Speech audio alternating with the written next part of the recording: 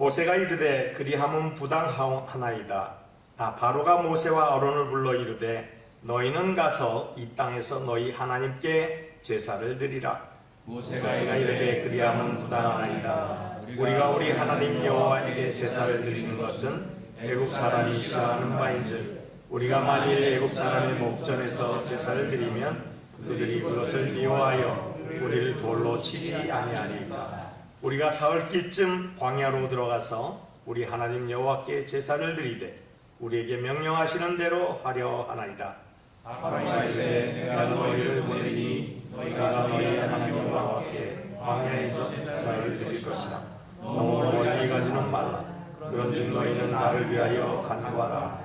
모세가 이르되 내가 왕을 떠나가서 여호와께 간구하리니 내일이면 파리떼가 바로와 바로의 신하와 바로의 백성을 떠나려니와 바로는 이 백성을 보내어 여호와께 제사를 드리는 일에 다시 거짓을 행하지 마소서 하고 모세가 바로를 떠나 나와서 여호와께 간구하니 여호와께서 모세의 말대로 하시니 그 파리떼가 바로와 그 신하와 그의 백성에게서 떠나니 하나도 남지 아니하였더라. 그러나 바로가 이때에도 그의 마음을 완강하게 하여 그 백성을 보내지 아니하였더라. 아멘. 할렐루야. 오늘 파더스데이. 어떤 분들은 보양식을 좋아하잖아요. 남자분들 보양식 막 잡수시는데 사냥도 보양식이 아주 좋다는 소식을 들었어요. 그런데 아프리카에 사냥 한 마리가 있는데, 사냥들이 있는데, 이 아프리카의 사냥은 앞에 이제 무리지어서 다니는데 풀을 뜯어 먹잖아요. 그러면 뒤에 있는 사냥이 앞에서 풀을 다 뜯어 먹어가지고 먹을 게 없잖아요. 그래서 조금 빨리 걸어요. 그러니까 조금 빨리 걸으니까 먹다가 보니까 자기 동료가 자기 앞을 간단 말이에요. 그래서 먹다 말고 또 가요. 그러니까 그 뒤에 있는 사냥들이 더 빨리 가요. 그리고 또 더 뒤에 있는 양들은 더 빨리 뛰는 거예요. 그러다 보니까 전체가 전부 막 질주하기 시작하는 거예요. 그러다가 낭떠러지가 곧 앞에 옵니다. 무엇을 향하여 질주하는지도 모르고 이 양들이 막 뛰다가 전부 다 낭떠러지에 떨어져 죽었다는 얘기입니다. 슬픈 얘기인데 몸보신 얘기를 해서 조금 이상하지요. 어쨌든 무엇인지도 모르고 무작정 뛰기만 하는 이러한 모습, 짐승들 얘기지만 오늘날 얼마나 바삐 돌아가는 세상입니까? 이런 세상에 막 뛰기만 하는 우리들을 일컬는 그런 모습이기도 합니다. 오늘날의 사회를 가리켜서 사회학자들이 후기 현대사회라고 얘기합니다. 엘빈 토플러가 제3의 물결을 쓰고 제4의 물결을 미래학자죠 썼는데 그 이후에 또 다른 사회학자들이 후기 현대사회라고 얘기합니다. 그런데 이 후기 현대사회를 또 다른 학자들이 이렇게 통칭합니다. 초정밀 현대사회. 여러분, 이 초정밀 현대사회의 특징은 정보 지식 기반 사회로 급속하게 변화가 됩니다. 그래서 이미 우리가 정보화 시대를 살고 있습니다. 손안에 세계가 있지요. 스마트폰이죠. 그래서 전 세계를 다 이 손안에서 바라봅니다. 이 정보 기술들은 점점 더 세분화가 됩니다. 그래서 로봇 기반 사회로 우리 생활 주변에 이미 와 있습니다. 그리고 더 세분화가 됩니다. 초정밀이죠. 그래서 나노 시대라고 얘기합니다. 이런 정보 기술들은 과거에 100년에 걸쳐서 산업화가 이루어지고 50년에 걸쳐서 변화가 되고 25년에 걸쳐서 변화되는 그 사회에 적응할 수 있는 기간을 좀 두었던 그런 시대와 달리 급속도로 우리에게 찾아옵니다. 그래서 변화를 맞이하는 그러한 시간조차를 허락하지 않는 급속한 변화가 지금 이 시대에 바로 이것을 꼬집고 있는 이야기죠. 그래서 사회 변동이 급속하게 이루어져서 혼돈의 시대다. 그래서 우리는 현재 혼돈의 시대를 살고 있습니다. 이 혼돈의 시대는 정보 지식 기반을 그 바탕으로 해서 얼마나 빨리 변하는지 이 사회의 사람들 구성원들을 점점 더 세분화시킵니다. 그래서 빈부격차가 과거보다 더 심화가 되고 그리고 무한 경쟁 시대로 돌아섰으면서 기술 집약 산업으로 지금 현재 도래하고 있는 거죠. 무엇보다도 이러한 산업은 집단 이기주의를 발생합니다. 그래서 전쟁이 끊이지 않고 사람과 사람 사이에 아주 날카로운 칼 같은 말과 창 같은 말이 오가고 그리고 상대적인 빈곤감을 유발하고 있으며 박탈감으로 정신병자와 정신병에 호소하는 우울증들이 엄청나게 증가하는 추세에 있다. 그래서 지금 현재 미국 2023년도 의학 보고서에 따르면 약 40%에 이르는 우울증 환자들이 약을 먹으면서 생활을 하고 있다라는 사실입니다. 이렇게 혼란한 모습들이 현재 우리가 살아가고 있는 시대입니다. 마치 좀 전에 얘기했던 스프링벅이라는 양들이 무한질주하면서 어떻게 될지도 모르고 그저 앞으로만 달리는 것처럼 말입니다. 전속력 달리는 거죠. 그래서 한동안 우리 아버지들이, 어머니들이 열심히 살았는데 그 살다 보니까 돌아보게 됩니다. 그리고 돌아보면서 이런 말을 하죠. 스스로에게 질문을 합니다. 내가 왜 이렇게 열심히 사나? 내가 무엇을 위해 이렇게 열심히 뛰지? 그렇게 질문을 하면서 답을 찾지 못하고 혼란스러워하는 것이 바로 초정밀 현대사회의 특징이라는 것이지요. 정체성의 혼란, 사람들이 어지러운 세상에 살고 있으나 어지럽지 않으려고 노력하는 그러한 시대를 살고 있는 것이 우리들의 시대인데 이 시대 속에서 가만히 살펴보니까 하나님이 예배자를 찾으시는 거예요. 진정한 예배자. 시대가 전환될수록 예배자를 하나님은 찾으시더라고요. 그래서 시대가 전환되면 그 사이에서 하나님을 진정 예배하는 예배자를 찾더라 이 말입니다. 때문에 하나님께서는 어떤 예배자를 찾으시는가? 바로 하나님 중심의 예배자. 하나님 중심의, 그러니까 사람 중심의 예배는 예배가 아니라는 얘기죠. 그리고 하나님과의 만남이 있는 예배, 이것이 예배라는 거예요. 자, 그런데 하나님과 만남이 없는 예배는 그럼 어떻게 됩니까? 이건 예배가 아니라는 거예요. 왜냐하면 하나님이 받지 않으시기 때문입니다. 그래서 이 예배는 실패한 예배라는 거예요. 대표적인 예가 가인과 아벨의 예배를 드릴 수 있습니다. 가인의 예배는 어땠습니까? 하나님이 거부한 예배자입니다. 그가 예배를 드리려고 해도 하나님이 거부해서 받지를 않으셨습니다. 그러면 아벨은 어땠습니까? 하나님이 기뻐 받으셨습니다. 즉 하나님 중심의 예배를 드리는 아벨의 예배는 받으셨습니다. 그러면 하나님께서 받으시는 예배가 과연 어떤 예배입니까? 오늘 본문은 이 하나님이 받으시는 예배에 대해서 아주 디테일하게 우리에게 잘 가르쳐주고 있습니다. 바로 모세가 바로를 만나는 장면에 대해서 얘기를 하는데요.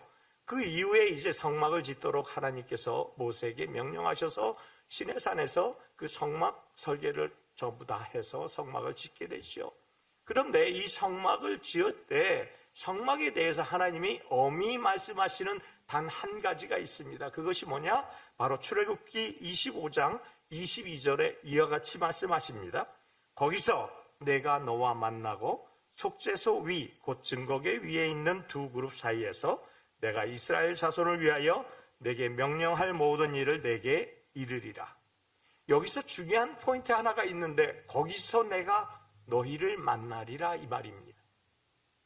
이것이 어떤 현상입니까? 바로 예배하는 처소를 얘기하는 것입니다. 예배하는 이곳에서 너희를 만나리라 이 이야기로 지금 신약사회에서는 이야기하고 있는 것이죠.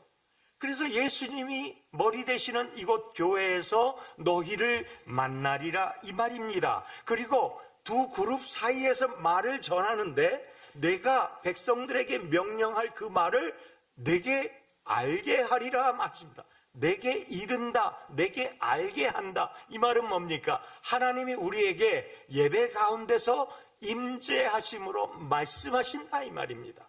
그래서 말씀하시는 이 말씀을 통해서 우리가 알아듣고 신앙생활을 해나가는 것이 바로 예배다. 하나님의 임재가 있고 하나님이 받으시는 예배라는 사실입니다. 그래서 거기서 내가 만나리라, 그 다음에 내게 알리리라. 이것이 예배.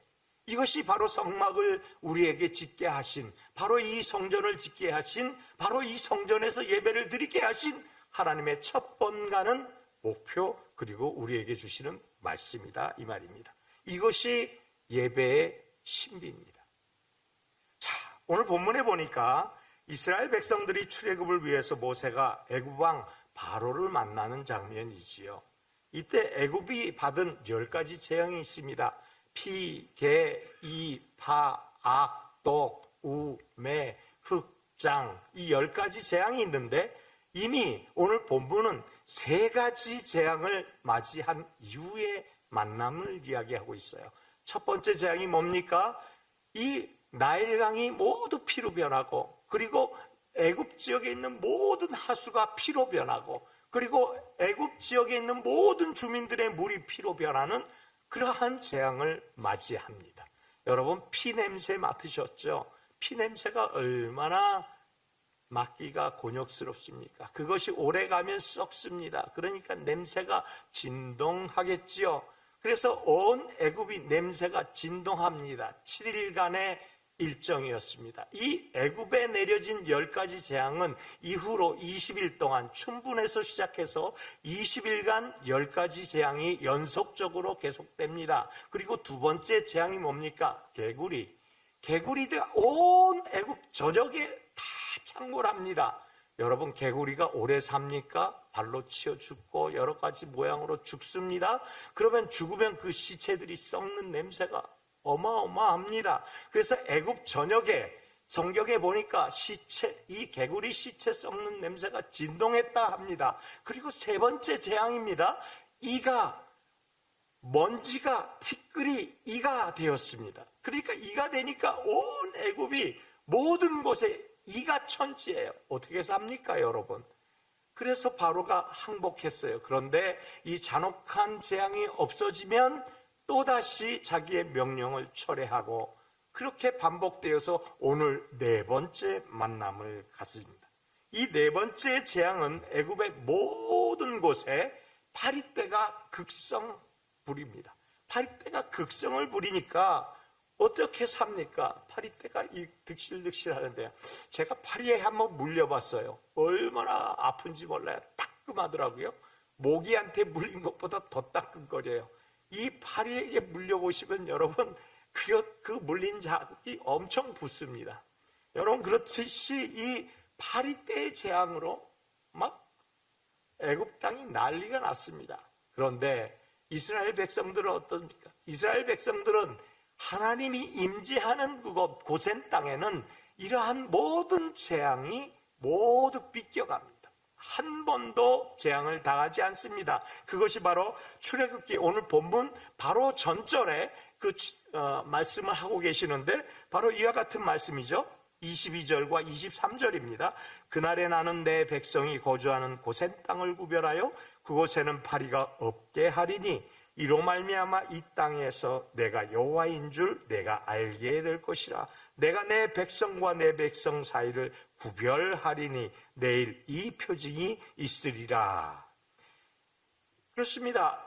이렇게 재앙이 고센 지역 하나님의 임재, 바로 이 성전에 임재한 곳은 피해간다는 것입니다. 할렐루야.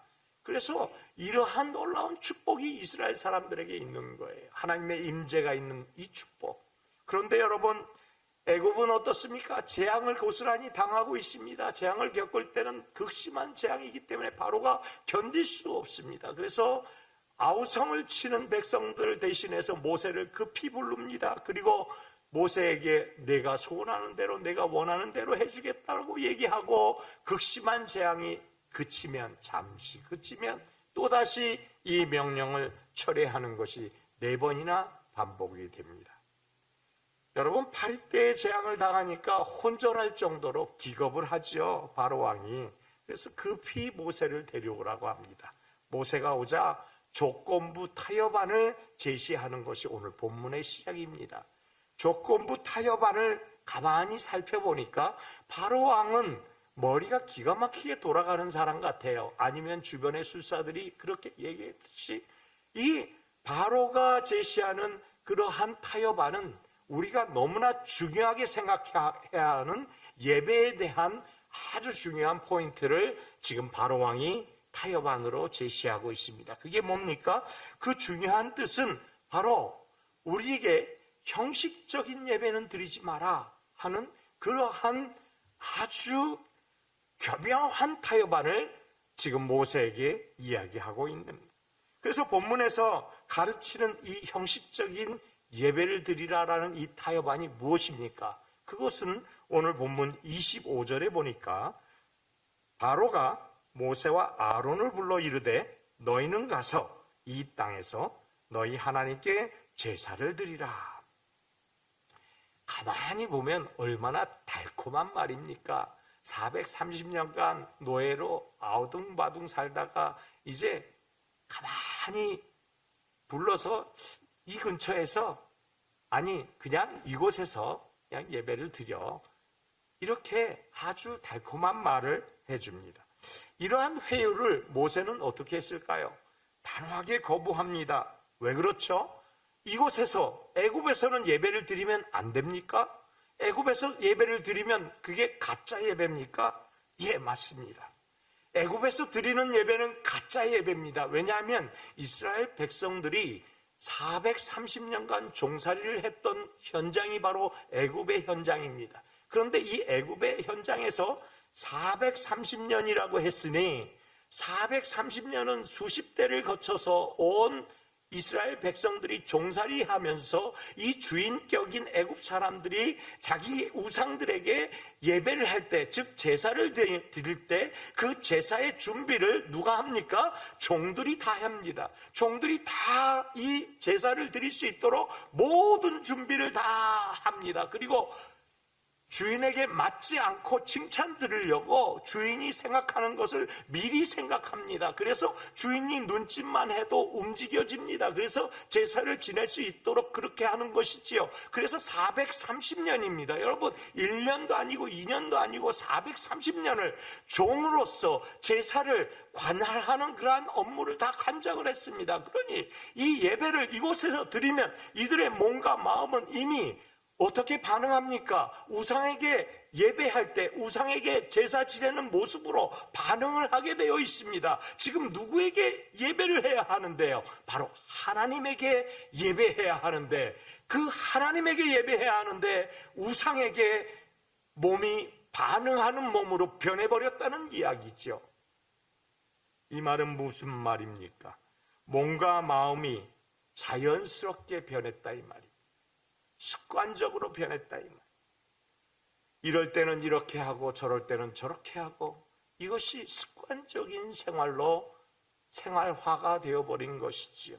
맞습니다. 이 애굽에서는 예배 드릴 수가 없는 것입니다. 그래서 모세가 단호하게 이곳에서는 예배 드릴 수가 없다라고 얘기합니다. 이와 같은 사실을 모세는 너무나 잘 압니다. 왜요? 40년간이나 그 애굽에서 왕자로서 컸기 때문에 종들이 어떻게 지내는지 너무나 잘 아는 것이죠.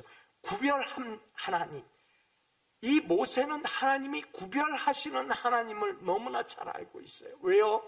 오늘 본문 22절, 23절 말씀했잖아요. 내가 너와 나 사이에 구별하여 저들이 내 백성인 줄 알게 하리라. 이것이 하나님의 말씀이에요. 우리와 세상 사람들이 구별되어지도록 세상 사람들이 알게 해주시겠다는 것이 하나님의 약속이라는 것이에요. 그래서 예배는 하나님의 임재이기도 하지만 하나님이 구별된 그러한 하나님의 백성들에게 받으시는 것이 예배라는 거예요. 자, 그래서 내 백성과 내 백성 사이를 구별한다. 이 얼마나 놀라운 축복의 말씀입니까? 자, 그러면 어떻게 하나님을 예배해야지 하나님의 임재가 있고 하나님이 받으시는 온전한 예배일까요? 오늘 본문을 보니까 첫째로 돌아서라 라고 얘기합니다. 뭐라고요? 돌아서라. 돌아서라는 것입니다. 하나님께서 모세를 보내시면서 뭐라고 얘기하신 줄 아십니까? 딱 한마디입니다.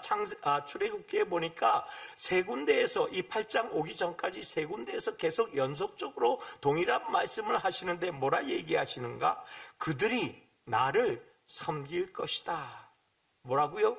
그들이 나를 섬길 것이다. 딱 한마디, 이 한마디를 합니다. 내 백성들을 내어놓아라. 그들이 나를 섬길 것이다 라는 이야기를 하시는데, 여기서 섬길 것이다 라는 이 말을 영문으로 하니까 워십이에요. 얼마나 명쾌합니까? 그들이 나를 예배할 것이다 라고 얘기합니다. 바로 출애굽기 8장 1절입니다. 여호와께서 모세에게 이르시되 너는 바로에게 가서 그에게 이르기를 여호와의 말씀에 내 백성들을 보내라. 그들이 나를 섬길 것이다. 그들이 나를 예배할 것이다. 그렇습니다. 하나님께 온전한 예배를 드리는 것이 애굽에서는 불가능합니다. 왜요? 그곳은 예배할 수 있는 곳이 아니기 때문이죠. 습관적인 타성에 젖은 그러한 생각으로 가득 차 있으면 예배가 아니라는 이야기입니다. 그래서 이 땅에서 너희 하나님께 예배하라 라고 이야기하는 이 바로왕의 달콤한 속삭임은 바로 그 얘기입니다. 너희가 섬기는 하나님께 예배해. 그런데 너희는 내 종이야. 이 얘기입니다. 그러니까 종으로서 드리는 예배가 정말로 하나님이 받으시는 온전한 예배가 아니라는 거예요. 왜냐하면 우상의 종이잖아요. 너희는 내 종이야 이 말이니까. 애굽을 떠나지 말라 하는 거니까. 그래서 익숙한 생활 방식으로 예배하고 살라는 이 회유에 모세는 단호하게 거절한 것입니다. 그는 이렇게 얘기합니다. 오늘 본문 27절이지요. 우리가 사흘길쯤 광야로 들어가서 우리 하나님 여호와께 제사를 드리되 우리에게 명령하시는 대로 하려 하나이다. 여기서 보세요. 우리가 너무나 중요한 얘기가 여기 나옵니다. 우리는 그냥 제사, 예배라고 얘기하지만 영어로 보니까 희생제사라고 되어 있어요. 그렇죠? 희생제사라는 이 얘기, Journey into the desert. 그러니까 그곳에서 예배하는데 우리의 희생이 필요하다는 거예요. 지금 주님이 명령하시는 이 사흘길쯤 가서 예배하라는 이 말은 뭡니까? 주님의 명령이에요.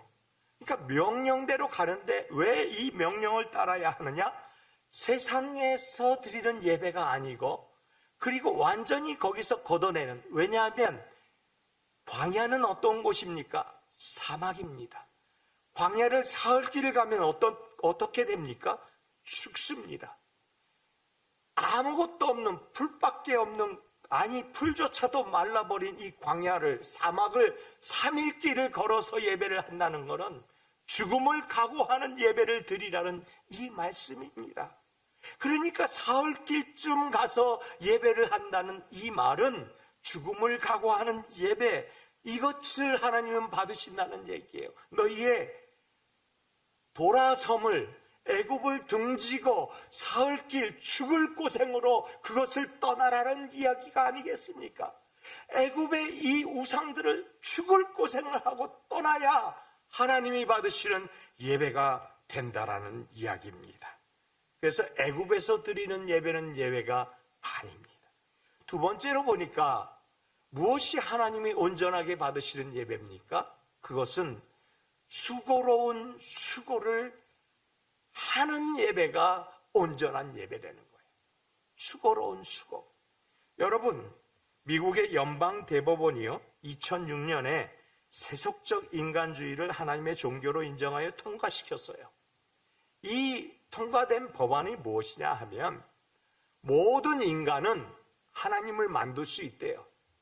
그리고 모든 인간은 그 만든 하나님한테 예배할 수 있다는 거예요. 그러니까 이 미국이 지금 현재 어떤 모습으로 살아가고 있어요? 길거리에서 가두전도하면 누가 신고하면 잡힙니다. 구국기도회에서 하나님께서 은혜로라는 단어를 쓰면 고소당합니다. 미국의 모든 군대의 십자가는 다 철폐했습니다. 미국의 모든 군대의 채플룸은 예배를 드리는 모든 공간으로 오픈되었습니다. 그곳에 하나님이 계시지 않습니다. 미국이 지금 이런 지경으로 이르렀다 이것입니다. 그래서 편의에 따라서 내 마음대로 하나님께 드리는 이 예배는 예배가 아니라는 거예요. 어떤 수고로운 수고냐? 3일 길을 걸어간다라고 얘기했잖아요. 27절에. 그러니까 3일 길을 걸어간다는 것은 내 편의대로 예배 드리는 것이 아니고 하나님이 명령한 대로 내가 수고롭게 수고를 해야 된다는 거예요. 3일을 걸어가야 하니까 얼마나 큰 수고입니까? 그렇습니다. 현대 교회가 얼마나 웅장하고 아름답게 지어졌습니까? 여기에 성도의 헌금이 있습니다. 과부의 헌금이 있습니다. 여러 모양으로 헌금해서 교회를 짓습니다. 이 교회가 예배를 드려야 하는데도 불구하고 예배드리지 않는 그러한 전람관으로 바뀌어 가고 있습니다. 이게 무슨 일입니까? 예배는 하나님이 원하시는 수고로운 수고가 있는 그곳에서 예배해야 예배가 되는 줄 믿습니다. 여기서 예배 드리면 되는데 굳이 교회까지 가서 예배를 드리냐? 라고 얘기하는 사람이 있어요. 굳이 그곳에까지 내가 가야 해? 라고 얘기하는 사람이 있어요. 편의대로 자기가 예배를 드리는 거지요. 생각하는 대로 예배 드리는 거예요. 자기가 하나님을 만드는 거예요. 사흘길, 광야길, 사막길을 걸어가서 수고로운 희생 예배를 드릴 때 그것에 하나님의 임재가 있다는 얘기예요. 그것은 주의 명령대로라는 것입니다. 그렇습니다. 여러분, 수고와 희생이 있는 예배, 이것이 하나님이 받으시는 예배예요. 수고로운 수고가 있어서 이 수고로운 수고로 말미암아 우리가 이 예배 시간이 기다려지고 또 이 예배 시간이 기쁘고 갈망하여서 하나님께서 우리에게 갈증을 느끼는 우리에게 이른비야 늦은 비의 축복으로 축복하여 주셔서 하나님의 말씀 듣고 다시 능력을 얻어서 이 땅으로 다시 떠나가는 것이 바로 예배, 임재의 영으로 가득한 그곳에 예배하는 것입니다. 주님을 위해 내 손과 내 마음을 드리는 그것이 바로 내 예배입니다. 내가 드리지 않는 그것은 예배가 아니에요. 내 마음과 내 몸으로 하나님 앞에 온전히 집중하여 드리는 것, 주님은 이거를 원하고 계셨다는 사실을 여러분 믿으시기 바랍니다. 바로의 유혹은 바로 이런 거예요. 28절에 바로의 유혹이 나오지요. 바로가 이르되 내가 너희를 보내리니 너희가 너희의 하나님 여호와께 광야에서 제사를 드릴 것이라. 너무 멀리 가지는 말라. 얼마나 달콤합니까? 계속 연이어서 달콤한 말을 합니다. 너무 멀리 가지는 말라. 너희는 나를 위하여 기도하라. 여러분, 편의주의 사고가 오늘날 예배에 도전을 하고 있습니다. 오늘날 예배가 도전받고 있는 이유가 무엇입니까? 편리성 위주로 예배가 돌아간다는 거죠. 예배를 편하게 드리려는 그것 때문에 잘 지어진 이 성전은 폐허가 되고 있다는 것이죠. 수고와 희생과 섬김이 있고 열정이 숨쉬고 있는 이 예배 처소가 바로 하나님의 임재의 상징이라는 사실을 여러분 믿으시기 바랍니다. 살기 편해졌기에 예배를 더 잘 드리십니까? 그럼 문제가 없어요. 그런데 살기 편해졌는데 예배도 편하게 잘 지어진 이 성전은 폐허가 되고 있다는 것이죠. 수고와 희생과 섬김이 있고 열정이 숨쉬고 있는 이 예배 처소가 바로 하나님의 임재의 상징이라는 사실을 여러분 믿으시기 바랍니다. 살기 편해졌기에 예배를 더 잘 드리십니까? 그럼 문제가 없어요. 그런데 살기 편해졌는데 예배도 편하게 잘 지어진 이 성전은 폐허가 되고 있다는 것이죠.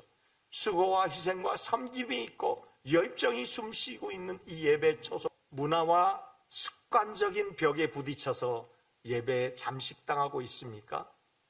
여러분, 하나님의 예배는 거룩한 처소에서 구별되게 내 마음과 뜻과 정신을 드리는 것입니다.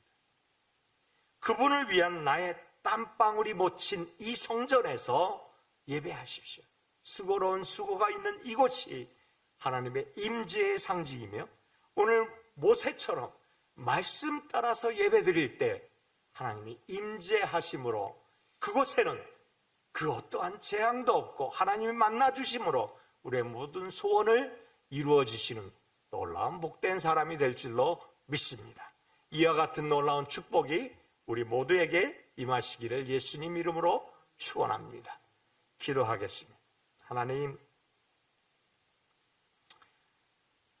하나님의 임재의 상징인 성전에서 예배하기를 원합니다. 하나님의 기름 부으심을 통하여서 우리의 삶을 이어가기를 원합니다. 오늘 말씀과 같이 하나님을 예배하는 삶이 우리 평생에 계속되게 하여 주시고 습관적으로 드려졌던 우리의 모습에서 돌아서게 하시며 수고로운 수고, 몸과 마음과 정신이 깃들어져 있는 성전에서 예배하게 하여 주옵소서. 그의 하나님이 주시는 은총으로 하루 한 날씩을 주님의 인도하심 따라 살게 하여 주시옵소서. 모든 것 주님께 감사하고 예수님 이름으로 기도합니다.